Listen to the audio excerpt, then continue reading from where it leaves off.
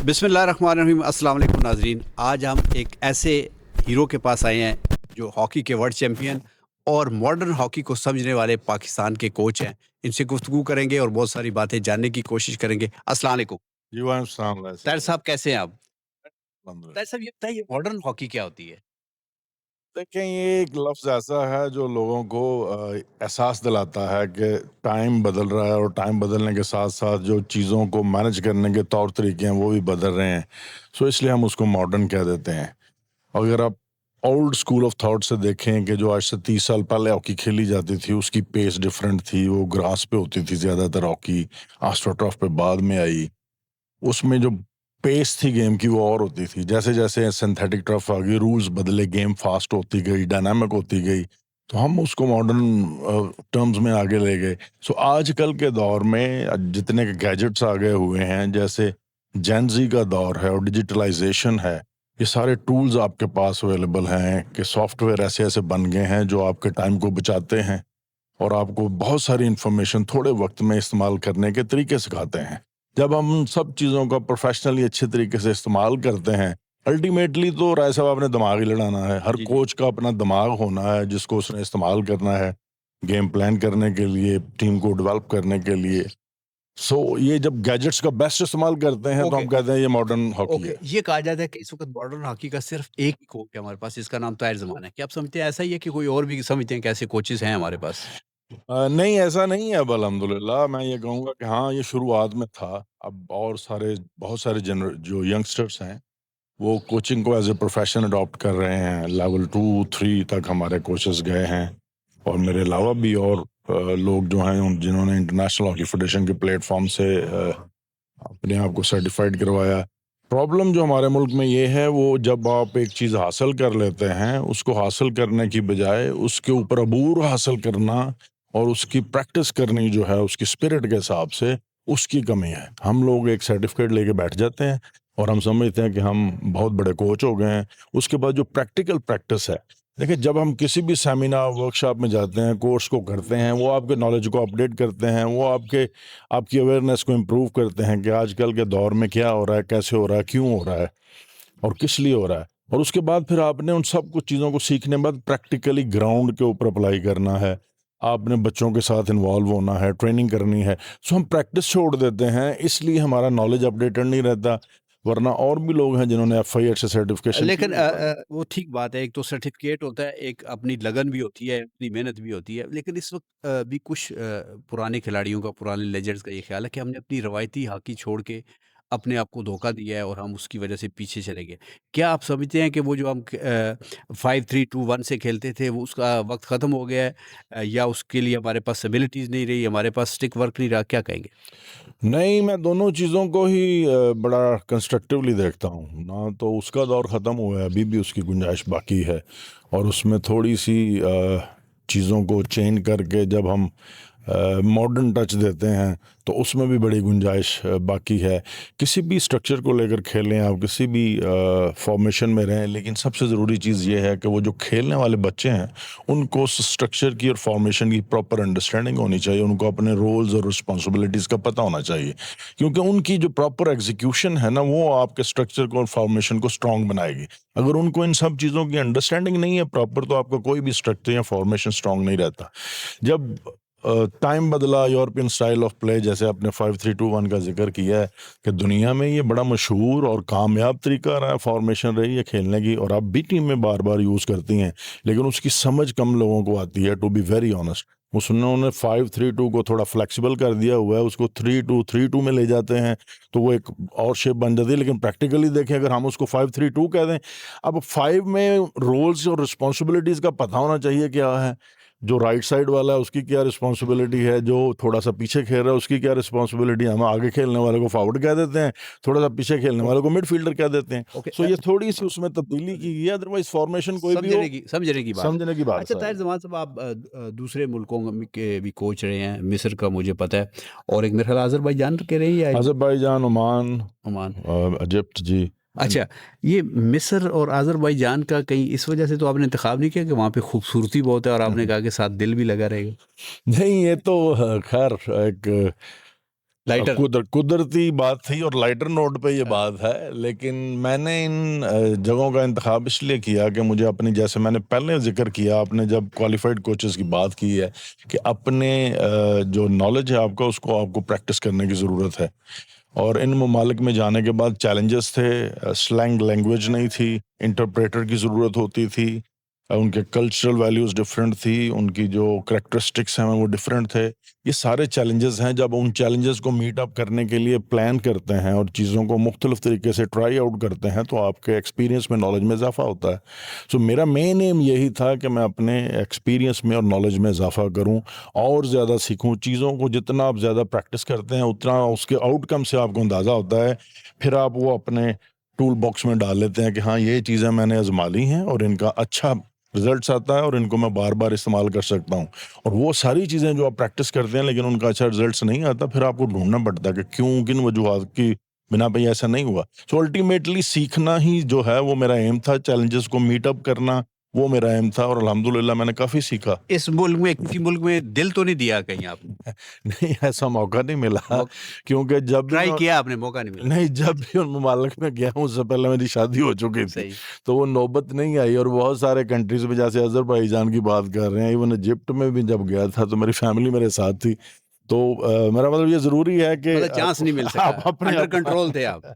आपका ऐसा डिफेंस कुछ कह बहुत लें। स्ट्रांग था यानी। जी, अच्छा, वो तो अपने आप ताहिर है। ज़मान साहब, आप अगर एक ऐसे मुकाम पे पहुँचे, आपका बेहतरीन खिलाड़ियों में पाकिस्तान के नाम होता है और फिर आप कोच भी हैं। इसके पीछे आप गोजरा की अहमियत थी कि गोजरा में हॉकी का एक कल्चर था, इसमें असलम रोड़ा का एक किरदार था, इसमें मेरे ख़्याल में वो भी आपके कोच रहे हैं, अपना तैयब इकराम साहब, जी, जी, और पंजाब गवर्नमेंट ने आपको बड़ा पैट्रनाइज़ जी, किया, उनका भी। तो आप क्या समझते हैं कि किसका ज़्यादा अमल दखल था कि आप ताहिर ज़मान से वर्ल्ड चैंपियन ताहिर ज़मान बने? देखिए, बड़ी खूबसूरत बात रहा है सब आपकी। इन सब की अगर कंट्रीब्यूशन को हम लें, गोजरा इटसेल्फ, गोजरा में हॉकी खिलाने वाले उस्ताद असलम रोडा साहब मरहूम को ले लें, फिर हम पंजाब गवर्नमेंट को मिसाल ले लें, फिर पाकिस्तान स्पोर्ट्स बोर्ड की मिसाल ले लें, फिर तैयब इकराम चौधरी साहब की मिसाल ले लें। मुझे लगता है कि इनमें से कोई भी चीज़ कम होती तो शायद ताहिर ज़मान जो आज है वो ताहिर ज़मान ना होता। सो हर एक का बड़ा इसमें रोल है, उन्होंने बड़ा कंट्रीब्यूट किया है, और मैं जितना अल्लाह ताला का शुक्रगुज़ार हूँ, और मैं समझता हूँ मैं बड़ा ब्लेस्ड रहा हूँ कि मुझे इतने अच्छे लोग मिले, इतने अच्छे सिखाने वाले मिले, कि मेरा जो सीखने का सफ़र है वो मैं अपनी तेज़ी और कामयाबी से आगे की तरफ बढ़ता रहा। सो सबका बड़ा रोल है, लेकिन मैं ये ज़रूर यहाँ पे मेंशन करना चाहूँगा कि मेरी बेसिक्स को मैच्योर करने में उस्ताद असलम रोडा साहब का बड़ा हाथ था, जो मैंने अपने Gojra sports, Gojra hockey club से ओके। सीखी। फिर जब मेरी रिफाइनिंग हुई है सारी, तो फिर आज जो हमारे इंटरनेशनल हॉकी फेडरेशन के सदर हैं तैयब इकराम चौधरी साहब, उन्होंने भरपूर तरीके से मेरी और जो वो हॉकी को बहुत समझते भी थे। जी, इसमें कोई आप शक भी नहीं। समझते हैं जैसे आपने शुरुआत में इस इंट्रो के मेरे लिए कहा कि जी क्वालिफाइड कोच या मॉडर्न कोच है, उस वक्त अगर हम किसी की बात करें तो तैयब इकराम साहब एक ऐसा नाम था जो पाकिस्तान में मॉडर्न हॉकी को, जो मॉडर्न मीन्स एंड वेज हैं, जो डायनामिक्स हैं हॉकी खेलने के, उनको बेहतर तरीके से जानते थे। वो प्लेयर की जो अंदर छुपी हुई सलाहियतें थी उनको बाहर लाने के बड़े माहिर थे। अच्छा ताहिर ज़मान साहब, आपने राइट इन का इंतखाब किया कि आप राइट इन पोजीशन पे खेलेंगे। इसकी क्या वजह थी? क्योंकि ये मुश्किल साइड थी और उसपे बड़े-बड़े नाम हमारे पाकिस्तान में देखने को मिलते हैं, राइट इन हो चाहे लेफ्ट इन हो। तो राइट इन का इंतखाब क्यों किया साइड का? अब देखिए, बेसिकली मैंने जब हॉकी शुरू की मैं इनसाइड लेफ्ट था, और मैंने अंडर 14 जो खेली पंजाब की तरफ से, पाकिस्तान स्पोर्ट्स बोर्ड की तरफ से, वो मैं अंडर 14 भी लेफ्ट इन की पोजीशन से ही खेला। जब हम पाकिस्तान की हॉकी का देखते हैं, जायज़ा लेते हैं 1986 से लेके ऑनवर्ड, तो उस वक्त पाकिस्तान में बड़े बड़े नामवर इनसाइड लेफ्ट थे। और सबसे पहले हमारा कप्तान शहबाज सीनियर की मिसाल हम ले लेते हैं, फ़रद ख़ान था, फिर उसके बाद महमूद हुसैन था, फिर तारिक शेख आ जाता था, फिर मेरा मतलब लाइन है ज़ाहिर शरीफ आ जाता था। नहीं, तो राइट इन भी बहुत लोग लेफ़्ट अच्छे थे। साइड पे, हाँ, लेफ़्ट साइड पे ज़्यादा लोग थे। तो 89 में जो जूनियर टीम बनी थी उसमें अल्लाह अल्लाह ताला अगर की रहमत करे, समी खान साहब हमारे मैनेजर थे, और ब्रिगेडियर आतिफ मंजूर, आतिफ, ब्रिगेडियर आतिफ, अल्लाह ताला उनके भी दर्जात बुलंद करे। आमीन। जी, वो दोनों लोगों ने आपस में कोई बात की है कि शहबाज सीनियर जूनियर में लेफ्ट हैंड खेलता था, कप्तान भी था टीम का, राइट साइड पे कोई बहुत अच्छा कम्बिनेशन नहीं बन रहा था। उन्होंने मुझे बुला के पूछा, फिर उन्होंने कहा हम ट्राई करें। उससे पहले मेरी प्रैक्टिस हो रही थी, जब मैं इधर कोचिंग सेंटर में था स्कॉलरशिप के ऊपर पाकिस्तान स्पोर्ट्स बोर्ड के लाहौर में। तो उस वक्त तैयब साहब ने मुझे ऑलरेडी मुख्तलिफ पोजीशंस पे खिलाना शुरू कर दिया था, भले मेरी पोजीशन लेफ्ट इन की थी। तो फिर उन्होंने भी पूछा, मैंने कहा जी हाँ मैं खेलता हूँ, कभी कभी आप देख लें। उन्होंने फिर मुझे खिलाया, ट्राई किया, तो तब से मैं फिर राइट इन की पोजीशन पे पक्का ही हो गया। अच्छा तर्जुमान साहब, फॉरवर्ड को गोल करना ज़्यादा अच्छा लगता है, ज़्यादा मज़ा आता है, लेकिन आप को और या मैं शहबाज को देखता हूँ ये खिलाना, पास देना ज़्यादा पसंद करते थे। आपको क्या गोल करने में कुछ थोड़ी सी शर्मिंदगी थी? जैसे मैं शहबाज के बारे में कहता हूँ वो शर्मा जाता था गोल करने में, तो आप क्या कहेंगे? अच्छा, बड़ा इंटरेस्टिंग ही आपका ये क्वेश्चन है।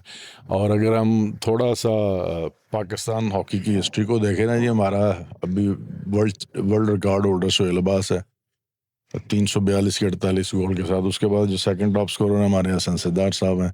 जो तीसरे नंबर पे टॉप स्कोरर है पाकिस्तान की हिस्ट्री में, उनमें मेरा नाम आ जाता है अच्छा, 132 गोल के साथ। कामरान अशरफ और मैं, मुझे लगता है एक आध गोल का ही फर्क होगा। सो लगता तो ऐसा ही है, लेकिन प्ले मेकिंग जो है वो मेरा बिल्कुल तुर्रा इम्तियाज रहा है। मैं इसमें कोई शक नहीं है। मुझे आज भी मेरा मतलब सब लोग जानते हैं कि मेरी जो ऑन रन पुश पासिंग थी वो बड़ी मेरी one of the strongest skill थी, और उसके ऊपर मैंने काम भी बहुत किया था। इनफैक्ट मुझे करवाया था तैयब इकराम साहब ने। और प्ले मेकिंग का मुझे हमेशा से ही शौक था, और पास क्रिएट करने, अपॉर्चुनिटीज़ क्रिएट करने। वो लेकिन ऐसा होता था कि दिमाग में ये नहीं होता था हॉकी गोल की करना, ज़बान में जिसको कहते हैं हलवा बना के देना। हलवा बना के देना। और फिर उस हलवा बना के देने के चक्कर में खुद से अल्लाह की तरफ से हमें भी हलवे मिलते रहे हैं। और क्योंकि मैं प्लेंटी स्ट्रोक भी पाकिस्तान की टीम की तरफ से लगाता रहा, और प्लेंटी कॉर्नर में भी इन्वॉल्व रहा थोड़ा बहुत इंडायरेक्ट वेरिएशंस के ऊपर, इस वजह से मेरे अल्हम्दुलिल्लाह काफ़ी गोल हैं। राइट इन किसको आप जो है ना उसको आप कहते हैं कि ये मेरा जो ना आइडियलाइज मैंने इसको किया, ये मेरा आइडियल था, पाकिस्तान में हो चाहे बाहर हो? पाकिस्तान से शुरू करेंगे, क्योंकि हमने जो पाकिस्तान की हॉकी का रूज देखा है उसमें फिर दोबारा से मंजूर जूनियर साहब का नाम लिए बगैर राइट इन की पोजीशंस को, मेरा मतलब हम आप आगे अगले सफ़े पे नहीं जा सकते। अल्लाह ताला उनके दर्जात भी बुलंद करे। आमीन। वो मेरे आइडियल थे। और अजमल खान का आपने नाम सुना जी मैं होगा। खेला हूँ उनके अगर साथ, मैं आप बिल्कुल आप नेशनल पंजाब में हम चैंपियनशिप में जब उनके खिलाफ खेलते रहे हैं। तो अगर उनकी जब पंजाब बॉल का हमने कंट्रोलिंग, कलर लिया था बनू में, तो वो राइट इन थे तो वो मैं राइट, राइट जी आउट जी था। जी जी, जी, वो उनकी जो बॉल कंट्रोलिंग स्किल्स हैं और बहुत उनके अच्छी जो डॉट। कुछ बॉडी हाँ, डॉजेस थे ना, वो हालांकि मैं बहुत बड़ा स्लिम क्लोजली स्मार्ट था। थे। हाँ, बहुत क्लोजली मैंने उनको भी देखा। लेकिन मंजूर जूनियर साहब मेरे आइडियल, इसमें कोई शक नहीं है। और जब मैं राइट इन की पोजीशन पे का देखता हूँ अपने आप को, तो मैंने बहुत कोशिश की कि उनकी वीडियोस भी देखी, उनसे भी सीखने की कोशिश की। अजमल को तो प्रैक्टिकली हमने खेलते हुए भी देखा और उससे भी सीखने की कोशिश की। अच्छा, आप जहाँ से आपका ब्रॉट अप हुआ है, उसमें बंदा थोड़ा सा ना कहीं झिझक रह जाती है, कहीं ना कहीं बंदा कहता है यार मैं ये एक कराची का लड़का है, एक लाहौर का लड़का है, और मैं जो है गोजरे से हूँ। फिर वहाँ के जो कोच थे असलम रोड़ा साहब, उनका भी इतना एक्सपोजर नहीं था। वो बड़े अच्छे प्लेयर थे, बड़े हार्ड हॉकी खेलते थे, बड़े समझ से खेलते थे। तो क्या ऐसी चीज़ है कि गोजरा में जो पनीरी लगती है वो कहीं और नहीं लगती? उसका बेसिक क्या है? मेहनत है, नेक नीति है, या वाकई हॉकी की स्किल बहुत ज़्यादा है वहाँ पे? उसमें अगर मैं अपनी खुद का पॉइंट ऑफ व्यू सामने रखूं, या जो मैंने डिस्कवर किया अपने तजर्बे में, तो बड़ी सिंपल सी फ़िलासफ़ी है कि गोजरा एक छोटा सा शहर है। वहाँ पे जो एक्सपेंसिव गेम्स हैं जिनको हम स्क्वॉश या टेनिस या स्विमिंग्स, इन ऐसी गेम्स की हम बात करते हैं, उसकी गुंजाइश नहीं थी, ना ही वो इंफ्रास्ट्रक्चर था कि ऐसी गेम्स वहाँ पे खेली जा सकती। खुले ग्राउंड मौजूद होते थे। शुरू से ही हमने देखा कि एक रोल मॉडल के तौर के ऊपर उस्ताद असलम रोडा सामने आया, मंजूर हसन सीनियर साहब का नाम सामने आया। तो उनको देख के कि इन लोगों की जॉब्स जो हैं वो हॉकी बेस के ऊपर ही हैं, तो गोजरा में फैमिलीज़ में ये एक ट्रेंड सा बन गया कि बच्चों को खेलने के लिए भेजें, हॉकी के ग्राउंड में भेजें। कि अगर पढ़ने में अगर ये अपने उस मुकाम पे नहीं पहुंच सके कि जहाँ पे हम कहते हैं नौकरी मिलनी चाहिए, पढ़ लिख के डॉक्टर बन जाएं, इंजीनियर बन जाएं, या कुछ भी करें, नौकरी लगनी चाहिए कि घर का चला सकें, तो फिर इनको साथ साथ हॉकी खिलाएं। अगर वहाँ नहीं कामयाब हुआ तो ये देखें, ये तो पढ़े लिखे लोगों से भी अच्छी नौकरियां कर रहे हैं। तो उसको देखते हुए लोग जहाँ अपने बच्चों को ग्राउंड में भेजते थे ज़रूर हॉकी खेलने के लिए। और हम लोग भी ऐसे ही थे कि स्कूल दरअसल साहब ये आपका जवाब भी ठीक है, ये भी उससे रिलेट करता है, लेकिन मैं पूछना ये चाह रहा था कि जो कॉन्फिडेंस लेवल है एक छोटे इलाके का, यानी एक छोटे घर का हो, एक छोटे चैनल का बंदा हो, या छोटे अखबार का उसका, और एक बड़े अखबार के या बड़े चैनल, मैं थोड़ा सा वाज़ह जी जी करने के जी, लिए कह रहा हूँ, सही। उसका जो आसमानों पे होता है ना, लेकिन आप लोगों में कभी मैंने इस चीज़ की कमी नहीं देखी। उसके पीछे क्या हिकमत कार फरमा थी? उसके पीछे मैं ये कहूँगा ट्रेनिंग, जो सुबह शाम ट्रेनिंग होती थी। मुझे लगता है कि उस वक्त अब भी शायद उस वक्त गोजरा एक वाहद शहर था पूरे पाकिस्तान में कि जहाँ पे 24/7 सुबह शाम ट्रेनिंग होती थी हर वक्त। मुझे पता है कि उस्ताद असलम रोडा साहब, अल्लाह ताला उनके दर्जात बुलंद करे, फिर से वो अगर कहीं आउट स्टेशन भी गए होते थे, वापस आते थे, अगर रात को 3 बज जाते थे उनको गोजरा में वापस पहुंचते हुए, तो वो ग्राउंड में आके सीधे ग्राउंड में आते थे। कंबल लेके सो जाते थे। तो सुबह आगे उन्होंने पता कि अजान के बाद बच्चों ने आना है, ट्रेनिंग करवानी है, और सुबह यही पता चलता था कि उस्ताद जी आप कब वापस आए। वो कहते यार मैं आ गया सी, मैं घर नहीं गया कि मेरी सवेरे अख ना खुली थे, फिर मुंडियां दा हर्ज होएगा। और ये भी सुना है मैं कि वो ग्राउंड पे सो गया। दरख्त पे चढ़ के छुप के भी देखा करते थे। ऐसे भी बहुत सारे वाकयात हैं कि कभी कभी उन्होंने जल्दी आना है तो छुप जाना है कहीं ग्राउंड के कॉर्नर में, और कभी दरख्त के पीछे के देखना कौन कौन आ रहा है और क्या कर रहा है। और मैं जब भी हम सारी बातें याद करते हैं तो उस वक्त तो हमें लगता था कि शायद हमें सजा मिल रही है, लेकिन मैं ये समझता हूँ कि वो बड़ी ब्लेसिंग थी कि हमें ऐसा उस्ताद मिला जिसने इतनी जिम्मेदारी से कोशिश की कि बच्चों को सिखाया जाए और उनके और आपको भी कभी मार पड़ी उनसे? फ्यूचर। नहीं, अल्हम्दुलिल्लाह मैं बड़ा ब्लेस्ड रहा हूँ इसमें, मुझे कभी भी उनसे मार नहीं पड़ी। शायद उसकी ये वजह ये है कि जो भी काम उन्होंने करने के लिए कहा, जब भी करने के लिए कहा, अगर उन्होंने 5 दफ़ा करने के लिए कहा, शायद मैंने 10 दफ़ा या 7 दफ़ा किया होगा। तो मुझे उनसे कभी मार नहीं पड़ी। हाँ, झिड़कियाँ पड़ी हैं, सख्ती से उन्होंने तनबीह बहुत दफ़ा की है, लेकिन प्रैक्टिकल जो मार होती है, आपको तो पता है कैसी-कैसी मार पड़ती रही है हमारे खिलाड़ियों को उस्ताद असलम अपने रोडा भाइयों साहब को नहीं से। छोड़ा उन्होंने? जी, नहीं छोड़ते थे, किसी को नहीं छोड़ते थे, वो इस मामले में बड़े सख्त थे। अच्छा ताहिर ताहिर साहब, वहाँ पे गोजरा में एक और चीज़ भी देखने को मिली, एक और फैक्टर भी हमने देखा कि 2 ग्रुप थे, एक बाली ग्रुप था, एक असलम रोडा ग्रुप था। इससे कंपटीशन में इज़ाफ़ा हुआ, अच्छे खिलाड़ी हुए या इससे नुकसान पहुँचा? आपका क्या ख़्याल है? नहीं, इससे इससे फ़ायदा हुआ। हेल्दी कंपटीशन था, दोनों क्लबों में यही ज़ोर आज़माई रहती थी, या यही मुकाबला रहता था कि हमारे क्लब के ज़्यादा लड़के नेशनल कैंप में आएँ, हमारे क्लब के ज़्यादा लड़कों को जॉब्स मिलें पाकिस्तान के टॉप डिपार्टमेंट्स में, हमारे ज़्यादा लड़के पाकिस्तान की नेशनल टीम में आएँ। सो ये एक हेल्दी कंपटीशन जो है उसने गोजरा की हॉकी को बहुत ही अच्छे खिलाड़ी, गोजरा की तरफ से पाकिस्तान की हॉकी को बहुत अच्छे खिलाड़ी प्रोड्यूस किए। आप नाम लेना शुरू करें तो आपको गिनती भूल जाती है, इतने ज़्यादा खिलाड़ी पेश किए। और उसमें उस्ताद असलम रोडा साहब का क्लब, हमारा क्लब और इकबाल बाली साहब का क्लब दी गोजरा, आप देखें ना, उस्मान, मोहम्मद खालिद, दानिश कलीम, कितने-कितने नाम हैं, बाबर अब्दुल्ला, ये सारे दूसरे मंजूरुल हसन साहब, रशीदुल हसन साहब, ये तो सीनियर थे, पहले इन लोगों ने तो क्लब चलाया। और हम ये सारे नाम, शहबाज जूनियर, नदीम एंडी, खावर जावेद, सलीम खालिद, और जितने भी नाम ले लें हमारे अपने क्लब के, सो इस तारीशा, तारी शाह, सो ये फाना, फाना, हाँ जी, इरफान सीनियर, हाँ। ये हेल्दी कंपटीशन जो है इसने ज़्यादा खिलाड़ी प्रोड्यूस किए और क्वालिटी खिलाड़ी प्रोड्यूस किए जिन्होंने पाकिस्तान की आपसे खिदमत की। शहबाज जूनियर नाराज़ हो जाएगा, आपने नाम नहीं लिया नहीं, उसका। मैंने ले दिया शहबाज अच्छा, जूनियर का ले लिया, नाम, फिर मैंने भूल नहीं मेरे से सकता नाराज़ क्यों, होगा नहीं, फिर। नहीं, ये आपने सुना नहीं। नहीं। नहीं, शहबाज जूनियर, नदीम एंडी, खावर जावेद, ये तारिक शाह वगैरह हमारे सीनियर थे, देखें। अच्छा, अनफॉर्चुनेट। ताहिर ज़मान साहब, आपके दौर की हॉकी, आप खेलने वाले और आज के खिलाड़ियों में खेलने वाले जो हैं, इनमें फ़र्क क्या है? थ्रस्ट का फ़र्क है, डाइट का फ़र्क है, हॉकी को ना समझने का फ़र्क है, या वो जोश और जज़्बे का फ़र्क है, या फ्यूचर नज़र ना आने की, सहूलियत की अदम दस्तयाबी का फ़र्क है? क्या देखते हैं आप? ये लास्ट वाली जो बात है ना आपके, कि कोई चार्म नज़र नहीं आ रहा, कोई अट्रैक्शन नज़र नहीं आ रही, कोई मोटिवेशनल फैक्टर मुझे चाहिए, वो जो कि आहिस्ता आहिस्ता कम हो रहे हैं। मैं पिछले 10-15 साल से अपने डिफरेंट इंटरेक्शंस में मीडिया के ऊपर ये बात कर चुका हूँ। पाकिस्तान की हॉकी को ठीक करने में सबसे पहला जो एलिमेंट है वो है प्लेयर्स वेलफेयर का।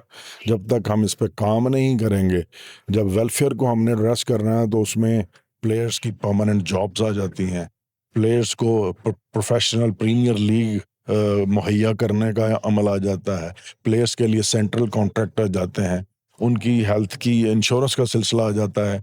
अब जब देखें, जब मैं मुआशी मसाइल से आज़ाद हो जाऊंगा और मुझे अपने घर की फ़िक्र नहीं होगी, तो मैं बेहतर तरीके से अपने काम के ऊपर फोकस कर सकूँ। ये फ़र्क है बहुत बड़ा फ़र्क। लेकिन ताहिर ज़मान साहब, जो मेरी ऑब्जर्वेशन है, जब आप लोग खेलते थे, मेरा ख्याल है वो आपका सबसे ज़्यादा जो शौक होता था या सबसे बड़ी अचीवमेंट होती थी कि आज का मैच मैंने कैसा खेला। अब ये भूल जाते थे कि यार मेरे घुटने में दर्द है, मेरे टखना टूटा हुआ है, या मुझे अच्छी जॉब नहीं मिल रही, या मुझे कौन देख रहा है, आप अपनी सेटिस्फेक्शन के लिए खेलते थे। लेकिन अब चूंकि थोड़ा सा मैं समझता हूँ कि लोगों में ये ज़्यादा आ गया है कि दुनियावी चीज़ें भी हासिल होनी चाहिए। अब देखें, वक्त के साथ साथ ये एडवांसमेंट आई है ना, जब से ये सोशल मीडिया आ गया और इतनी ज़्यादा इंफॉर्मेशन और इतनी ज़्यादा तौर तरीके आपको सीखने के लिए मिलते हैं, और कभी कभी आप मिसलीड भी होते हैं। तो मैं समझता हूँ कि चीज़ें जो है थोड़ी सी मटेरियलिस्टिक हुई हैं, इसमें कोई शक नहीं है। जब हमारा दौर था, जैसे मैंने कहा, आपने कहा क्या वजह थी गोजरा में जो इतने खिलाड़ी क्वालिटी प्लेयर्स पैदा हुए, तो मैंने कहा कि मेहनत बहुत ज़्यादा करते थे, क्लब्स में कंपटीशन था। उस वक्त ये था कि राय साहब 10 बजे फरमाने लाही हुआ, टीवी बंद हुआ, हम सो गए। इतना लंबा टाइम आपके पास, फिर सुबह फ्रेश उठे, एनर्जाइज थे, अपने आप को तवानाई में महसूस कर रहे थे, अच्छी ट्रेनिंग करते थे। अब ये जो सोशल मीडिया है हमारी जान नहीं छोड़ता, आप रात को 2-2 बजे तक लगे रहते हैं, सो आपकी जो कंसंट्रेशन डाइवर्ट हो जाती है। ये सब जो सारे चैलेंजेस हैं हमारे कोचेस के लिए, मैं ये कहूँगा कि इन चैलेंजेस को हम कैसे मीट अप करें, और उसका एक बेहतर तरीका ये है कि इस सारी डिजिटलाइजेशन को, सोशल मीडिया के प्लेटफॉर्म को हमें इस्तेमाल करना चाहिए पॉजिटिव और कंस्ट्रक्टिव अप्रोच के साथ, ना कि हम इन चीज़ों को एलिमिनेट करें, क्योंकि अब ये ज़िंदगी का हिस्सा बन गई हुई हैं। सो हमने देखना ये कि कैसे इन चीज़ों को बेहतर तरीके से इस्तेमाल करें कि प्लेयर्स की जो एजुकेशन का प्रोसेस है वो 24/7 हो जाए। चले एक ज़ाती सा सवाल करना चाह रहा हूँ। मैं एक दफ़ा उमर शरीफ साहब का इंटरव्यू कर रहा था, अल्लाह उनकी गरीक रहमत करे, तो मैंने कहा जी एक आपसे ज़ाती सवाल करना चाहता हूँ। तो कह रहे इधर ही पूछेंगे या अंदर कमरे में चले? तो नहीं, आप इधर ही पूछ आप लें, कमरे में जाने की आप जरूरत और नहीं। शहबाज सीनियर हमजुल्फ हैं। जी जी। हमजुल्फ बनाने में उनका किरदार है या आपका किरदार है? नहीं, उनका किरदार ही है ऑनेस्टली। उनकी तरफ से सजेस्ट और रिकमेंड किया गया था, then it was suitable family के लिए भी, हमारे सब के लिए। सो अल्हम्दुलिल्लाह एक अच्छी लाइफ गुजर रही है। सो उसका मैं शुक्रिया अदा कर देता हूँ। अच्छा, अमूमन घर में इनिशिएटिव लिया था। अमूमन घर में जब झगड़ा होता है तो बंदा गुस्से में कह देता है यार मैं शहबाज हूँ तो देख लांगे। कभी ऐसा हुआ है कभी? नहीं, ऐसा नहीं हुआ। मैंने शुरू से ही बात, मैंने मतलब पहली दफ़ा नहीं, मैं कह रहा हूँ कि शहबाज एक ऐसा कप्तान रहा हॉकी में जिससे मैं समझता हूँ कि उस दौर का जो ग्रुप था उसने बहुत कुछ सीखा। और इसमें तो कोई शक ही नहीं है कि पूरी दुनिया मानती है शहबाज को, यूरोप में ख़ास तौर के ऊपर। वो हमारे लिए इंस्पिरेशन भी रहा खेलने के दौरान, जिस तरह वो सोचता था, जिस तरह प्लान करता था गेम को, कि ऐसा बंदा जो कहे कि अखबार भी ना ज़्यादा पढ़ो, टीवी भी ज़्यादा ना देखो मैच वाले दिन, क्योंकि आपकी एनर्जी लगती है और आप बेहतर तरीके से मैच को में परफॉर्म नहीं कर सकेंगे। सो ये बारीकियां उस दौर में जो हैं हमें नहीं पता होता था ऑनेस्टली।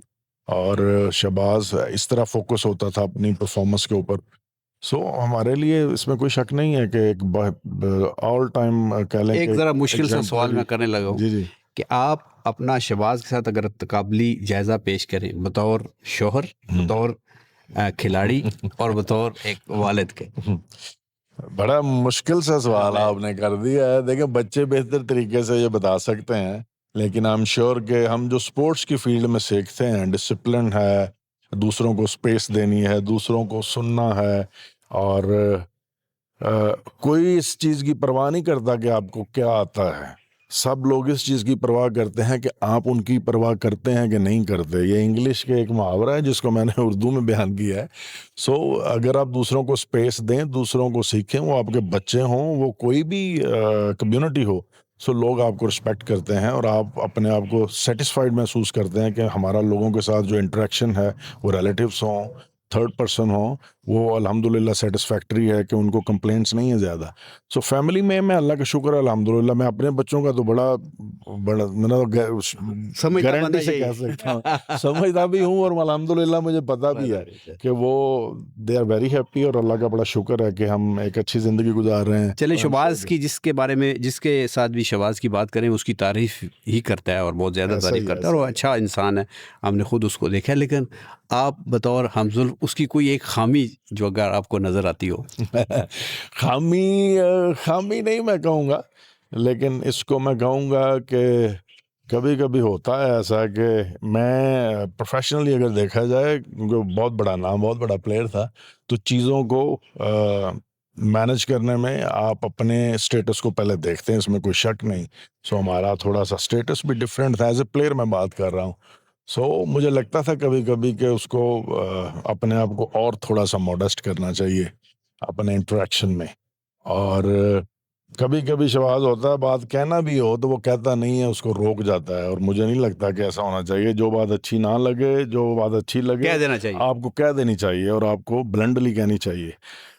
बाकी अल्हम्दुलिल्लाह ठीक है, हर किसी की अपनी अपनी इनसाइड स्टोरी तो कोई भी होती नहीं होती है। जानता, चले सही। अच्छा लेकिन ये ताहिर फील होता था तो इसलिए मैंने कह दिया। ताहिर जमान साहब, आप को एक ऑल टाइम बेस्ट गोजरा की टीम बनानी है, तो आप कौन से 11 खिलाड़ी रखेंगे? एक आध खिलाड़ी आप रख सकते हैं कि इसके साथ ये भी चल सकता है, तो देखिए जी, गोजरा में तो बहुत सारे नाम हैं ऑनेस्टली, और इस इंटरव्यू के गोलकीपर से पब्लिश होने के बाद मुझे लगता है कुछ कहेंगे मैं बेस्ट 11 में नहीं आता था, सो हम नहीं, गोलकीपर हम से यही अगर चाहते हैं, ये जी सवाल गोल पूछने का मकसद भी यही है। अगर हम गोलकीपर से शुरू करें तो जो अनवर महबूब हमारा जी जी, गोलकीपर होता था, हालांकि वो उसकी फिजिक बड़ी जी कमजोर थी। जी जी जी, वो हाँ बहुत ब्रिलियंट गोलकीपर था, स्पेशली प्लेंटी स्ट्रोक्स के सेव करने में उसकी आईसाइट बड़ी तेज थी, रिएक्शन टाइम बड़ा अच्छा था।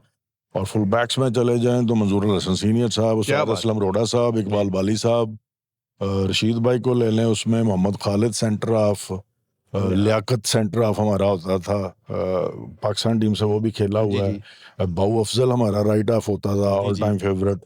एम खालिद को हम ले लेते हैं। फिर अगर हम लेफ्ट हाफ की पोजीशन पे देखें तो वहाँ पे जफ़र इकबाल आ जाता है। अगर हम दानिश कलीम को देखें तो वो भी फुल बैक्स में आता है। उस्मान शेख आ जाता है।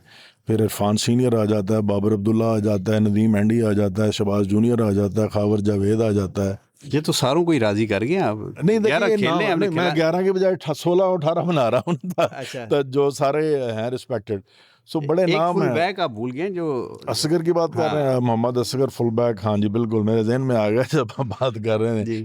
तो वो आ जाते हैं, इंटरनेशनल रहे हैं, उन्होंने भी पाकिस्तान के लिए खेला है। बड़े नाम है माशाल्लाह। चलिए, ये गोजरा तो की टीम बड़े। बनाना इतना जितनी आसानी से आपने ये सवाल हाँ, पूछ लिया, इतनी वाक़ई आसानी से वाक़ई नहीं टीम है, बनाना वाक़ई नहीं, बड़ा बड़ा बनाई कॉम्पिटिशन नहीं है, जा बड़ा सकती। कॉम्पिटिशन है। लेकिन चलें, फिर भी आपने सबको राज़ी कर लिया। लेकिन अब राज़ी, अब जो अगला सवाल है, जी ये राज़ी करने वाला नहीं, ये 100% आपने मेरिट पे ही बात करनी है। हमें all time best 11 national player बताएँ, गोलकीपर से शुरू हो जाए। देखिए, बड़ा मुख्तलफ और मुश्किल सवाल है, क्योंकि मैं अपने दौर से पहले खेले हुए जो गोलकीपर्स हैं या जो भी प्लेयर्स हैं उनके लिए मुझे मुश्किल होगा अपनी उस बुक में लेके आना। लेकिन फिर भी मैं ये कहूँगा कि हमने जिस दौर में खेला है, शाहिद और मंसूर भाई हमारे बेस्ट गोलकीपर्स रहे हैं। और फुल बैक्स में जब हम देखते हैं तो अल्लाह जन्नत नसीब करे, काजी मुहिब, और काज़ी मेरे को वैसे ऑफलाइन में भी आप डाल सकते हैं, हाँ लेकिन कहीं चलिए। भी डाल लें, हाँ जी कहीं भी डाल लें। ही वाज, हमने मंजूर भाई मुनव्वर जमां की जोड़ी के बारे में बहुत सुना जी। कि फुल बैक्स में बड़े अच्छे देखे भी कुछ मैचेस, बहुत कम जो वीडियोस अवेलेबल हो सकें। अगर हम हाफ बैक्स में आते हैं, बात करते हैं तो राइट हाफ की पोजीशन के ऊपर अयाज महमूद देख लें आप, रशीद हसन देख लें। सेंटर हाफ की पोजीशन पे अख्तर रसूल साहब का तो बहुत बड़ा नाम है, जी, जी। इसमें कोई शक नहीं है। उनको अगर हम देख लें सेंटर हाफ की पोजीशन पे, मेरे दौर में, नहीं, हम हमारे नहीं दौर, देख ले, आप ही देखें। फरद खान ने जब पोजीशन चेंज करके सेंटर हाफ जी, जी, खेले जी। तो he was really a great aggressive playmaker, aggressive बड़ा ही attacking. Aggressive attacking centre half midfield था और प्लेमेकर भी था, इसमें कोई शक नहीं जी। है। फिर कलीम भाई, मंजूर जूनियर, हसन भाई, शहबाज, वसीम फरोज, मुझे लगता है ये सारे समीउल्लाह को ऑल आप टाइम फेवरेट हैं। समी भाई को ले लें, इस्लाह भाई को ले लें। फिर मेरा मतलब पहले वाले जो लोग हैं उसमें तो कोई शक ही नहीं, अपने दौर के लेजेंड थे और उन्होंने बड़ी आला हॉकी खेली है। सो मेरा ज़्यादा नज़र जो है अपने टाइम के खिलाड़ियों पे जाती है। लेकिन आज आपने जिस तरीके से सिलेक्शन की है, आपने कोशिश की है कि कोई नाराज़ ना हो। अच्छी अच्छी पॉलिसी है ये आपकी। हाँ कह सकते हैं आप, लेकिन मुझे लगता है कि जो मैंने नाम लिए हैं ना वो बहुत बेहतरीन खिलाड़ी रहे हैं अपने अपने दौर के। अच्छा ताहिर जमान साहब, मैंने आपको कोचिंग कराते हुए देखा, और अमूमन मैं कैंप्स में आता हूँ, कोचेज़ को देखता हूँ, और अमूमन मैंने देखा बहुत अच्छी अच्छी कोचेज़ हैं। शायद उनका ये स्टाइल स्टाइल हो, और वो इससे ज़्यादा इफेक्टिव कोच हो, कि वो बैठ के ना कह रहे होते हैं इधर कर लो, उन्हें पास दे दो, पीछे आओ, ये वो। लेकिन आपको मैंने टोटल टाइम में ना ग्राउंड के अंदर देखा। आप चाहे उसकी कोई आप उनकी स्किल इंप्रूव करा रहे हो, कोई उनको एक्सरसाइज करवा रहे हो, या उनकी गेम हो रही हो, आप ग्राउंड के अंदर हो। ये एक मेहनत का आंसर है या ये कोचिंग का एक दाव पेच है? मेहनत से ज़्यादा ये टैक्टिकल अप्रोच है कोचेस की, जो स्टाइल ऑफ कोचिंग है आजकल के, जैसा जहाँ से आपने शुरू किया नासिर भाई, के मॉडर्न हॉकी हो गई है, मॉडर्न कोचिंग हो गई है। मैं इसको थोड़ा सा ब्रीफली एक्सप्लेन कर देता हूँ। हम कहते हैं कि जब तक कोचेस जो हैं वो अपने आप को कनेक्ट नहीं करेंगे प्लेयर्स के साथ, जब तक वो आपकी प्रेजेंस को फील नहीं करेंगे अपनी सराउंडिंग में, वो कंप्लीटली फोकस नहीं करेंगे अपने काम के ऊपर जो वो करना चाहते हैं। सो उनके अंदर रहना, मूव करते रहना, उनको उनके अच्छे काम के ऊपर मोटिवेट करना जो है, एहसास दिलाना जो है, वो टैक्टिकली एक स्टाइल ऑफ कोचिंग है। अगर आप एक कोने में बैठ जाते हैं, कुर्सी पे बैठ जाते हैं, वहाँ से आवाज़ देते हैं, तो कुछ दिनों के बाद खिलाड़ियों को लगता है ये इसकी रूटीन है और कुछ नहीं है। जब आप हर वक्त इन्वॉल्व रहते हैं, उनके इर्द गिर्द घूमते हैं, और जिसको मौके पे कुछ बताने की ज़रूरत होती है वहाँ पे ही आप बता सकते हैं, तो फिर उनको एहसास होता है कि कोच हमारी रहनुमाई के लिए मौजूद है और हमारी सलाहियत को बेहतर करने की कोशिश कर रहा है। अच्छा ताहिर ज़मान साहब, हम जब भी किसी नुकसान का, कौमी नुकसान का जिक्र करते हैं किसी भी लेवल पे, तो हम हॉकी से शुरू करते हैं कि हम कहाँ थे, कहाँ पहुँचे हैं। तो ताहिर ज़मान अब कोच आ गए हैं, वो क्या देख रहे हैं आगे नियर फ्यूचर में? कुछ देख रहे हैं कि कुछ इसमें बेहतरी आएगी?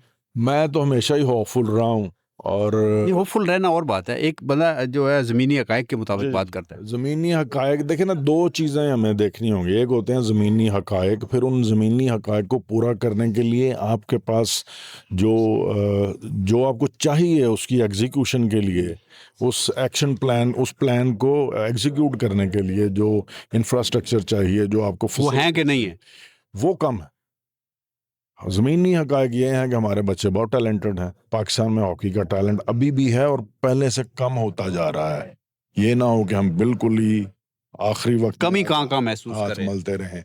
मुझे लगता है जो फैसिलिटेशन है ना, फाइनेंशियल जो बूस्ट, फाइनेंशियल रिवॉर्ड्स कह लें, फाइनेंशियल लफ्ज़ अजीब सा लगता है, जो रिवॉर्ड्स हैं मेहनत के सिले में बच्चों को मिलने, वो नौकरी हो, वो उनकी मेडिकल इंश्योरेंस हो, वो उनको अच्छा खाना हो, वो उनको दुनिया की बेहतरीन सहूलियात मैसर हों, जिम की सूरत में, डाइट की सूरत में, एनर्जी ड्रिंक्स की सूरत में, सेंट्रल कॉन्ट्रैक्ट कर लें, प्रीमियर लीग कर लें, परमानेंट जॉब्स कह लें।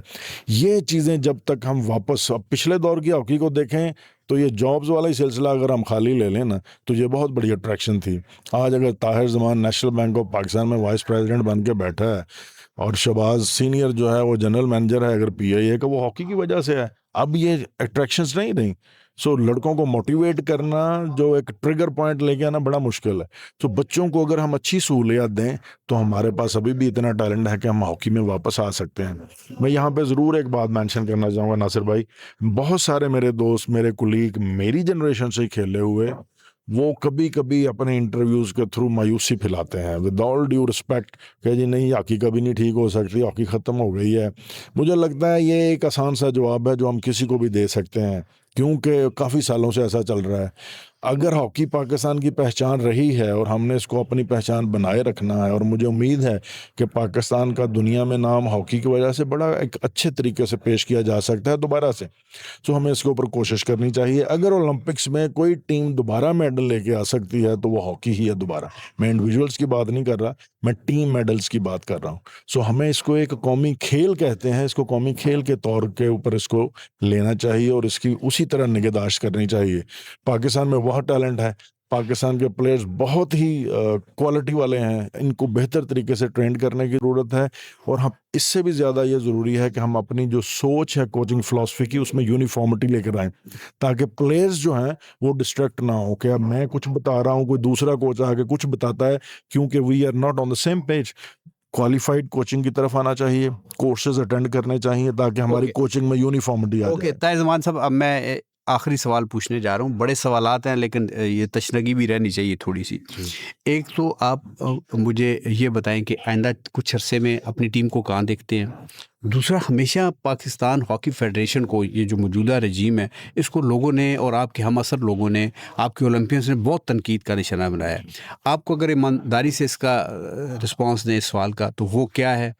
और मैंने पहले पूछा कि हॉकी टीम हमारी कहाँ खड़े देखना चाहते हैं और कहाँ खड़ी है, तो इसका जवाब मुझे चाहिए। देखिए, दोनों सवालों का जवाब मैं इस तरह देना चाहूँगा कि एक तो मैं देख रहा हूँ कि इंशाल्लाह एक हमारा टारगेट है वर्ल्ड कप के लिए क्वालिफाई करना। आप देखेंगे पाकिस्तान टीम वापस वर्ल्ड कप और ओलंपिक जैसे टूर्नामेंट में वापस आ रही है और इन टूर्नामेंट्स में खेलना शुरू कर दिया है। वी आर कीनली वेटिंग कि ये जो प्रो लीग वाला ऑप्शन हमें मिला है, हमें पता है कि ये बड़ा टफ टास्क है, बड़ा चैलेंजिंग है, हमें मार पड़ सकती है बहुत ज़्यादा, लेकिन ये हमारे लिए बहुत ज़रूरी है। इसके बाद लर्निंग के जी इसके बाद जो दूसरे इवेंट्स हैं जैसे वर्ल्ड कप हो की बात करते हैं हम या ओलंपिक्स की बात करते हैं, उनमें पार्टिसिपेशन और अपनी टीम की हाई परफॉर्मेंस लेवल के लिए ग्रूमिंग जो है वो बहुत बेहतर हो जाएगी। हमें अपनी सही ताकत का अंदाज़ा लगाने का मौका मिलेगा, कहाँ कहाँ पे किस किस तरह काम करने की ज़रूरत है वो मौका मिलेगा। दूसरे सवाल के जवाब में मैं ये कहूँगा, मैं कहूँगा कि पाकिस्तान हॉकी का फ्यूचर बेहतरी की तरफ जा सकता है, लेकिन प्रोसेस की कंटिन्यूटी जो है वो बहुत इंपॉर्टेंट है और प्लेयर्स वेलफेयर पे काम करना होगा। पाकिस्तान में अगर सिर्फ एक सेंटर यूरोप की किसी एक क्लब जैसा बन जाए जिसमें डेवलपमेंट और हाई परफॉर्मेंस दोनों के ऊपर डिफरेंट एज कैटेगरीज को हम रेगुलर बेसिस पे ट्रेंड कर सकें, तो आप देखें ये खिलाड़ी 3-4 साल में कहाँ पाकिस्तान हॉकी को लेकर जाते हैं। अभी तो राय साहब यही प्रैक्टिस है कि टूर्नामेंट आ गया, कैंप लगा लो जी, उसके बाद सारा साल पर खिलाड़ी क्या करते हैं हमें पता ही नहीं होता। सो अगर हम सेंटर बना लेंगे तो उसमें पीएचएफ पे आ जाते पीएचएफ पे आ जाते हैं। देखिए पीएचएफ में कोई भी हो, मैं उससे उसको थोड़ा एक साइड पे रख के बात करता हूँ। ठीक है, हर जगह पे हर अदारे में कमियां होती हैं, उनको ठीक किया जा सकता है। लोग अच्छे बुरे भी आते हैं, उनको भी हम इस्लाह के लिए कंस्ट्रक्टिव तरीके से कह सकते हैं, लेकिन जब एक पूरे सेटअप की बात आती है कि जिसमें कुछ अच्छे लोग भी काम कर रहे हैं, जिसमें नेशनल टीम्स भी आप हमारी आ जाती हैं, हमें चाहिए कि हम इस तरह क्रिटिसाइज ना करें कि उसका इम्पैक्ट जो है वो खिलाड़ियों तक जाए और टीम भी उसके ज़ेर असर आ जाए। सो हम लोग इस चीज़ की परवाह किए बगैर जो मर्जी कह देते हैं, अपनी पर्सनल गरज को निकालने के लिए लोगों को, शख्सियात को तनकीद करते हैं। आप खामियां कहाँ हैं, कमियां कहाँ हैं? मैं कोई तारीफ नहीं कर रहा यहाँ पे किसी की, लेकिन मैं कहता हूँ कि हर जगह हर दौर में कमियां कोताहियां रही हैं।